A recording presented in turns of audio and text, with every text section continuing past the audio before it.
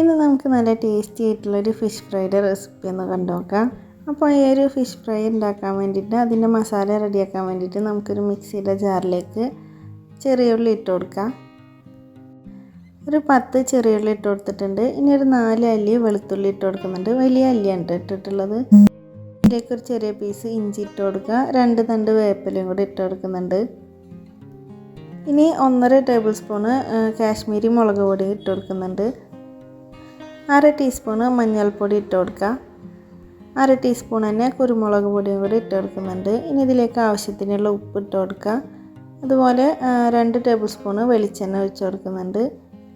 2 table spoon വിനാഗിരിയും കൂടി ഒഴിച്ച് കൊടുക്കുക. ഇനി ഇത്രയും ചേർത്ത ശേഷം നമുക്കിത് നന്നായിട്ട് നല്ല പേസ്റ്റ് രൂപത്തിലൊന്ന് അരച്ചെടുക്കാം.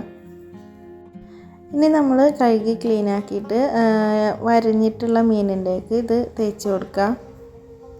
ഇത് നന്നായിട്ടൊന്ന് മാരിനേറ്റ് ചെയ്തിട്ട് എടുക്കാം. മാരിനേറ്റ് ചെയ്തിട്ട് നമുക്കിതൊരു 5-10 മിനിറ്റ് വെക്കണം കേട്ടോ. അപ്പോൾ ഇതെല്ലാം മാരിനേറ്റ് ചെയ്തിട്ട് എടുത്തിട്ടുണ്ട്. നമുക്കിത് ഈ ഒരു മസാല ഏത് മീൻ മാരിനേറ്റ് ചെയ്യാൻ വേണമെങ്കിലും എടുക്കാം കേട്ടോ.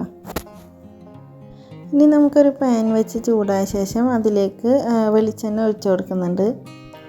ഓയിലൊന്ന് ചൂടായി വന്നു കഴിഞ്ഞാൽ നമുക്ക് മീനൊക്കെ ഇതിലിട്ടിട്ടൊന്ന് ഫ്രൈ ആക്കിയിട്ട് എടുക്കാം.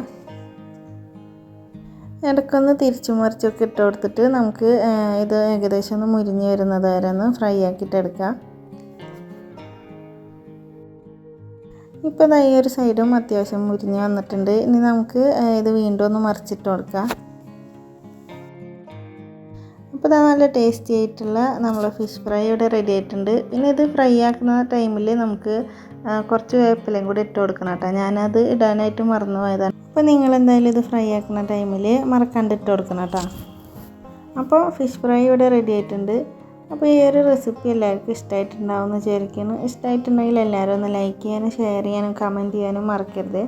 അതുപോലെ സബ്സ്ക്രൈബ് ചെയ്യാതെ കാണുന്നവരുണ്ടെങ്കിൽ മറക്കാതെ ഒന്ന് സബ്സ്ക്രൈബ് ചെയ്യണേ. ഇനി നല്ല റെസിപ്പി ആയിട്ട് അടുത്ത വീഡിയോയിൽ വീണ്ടും കാണാം. താങ്ക്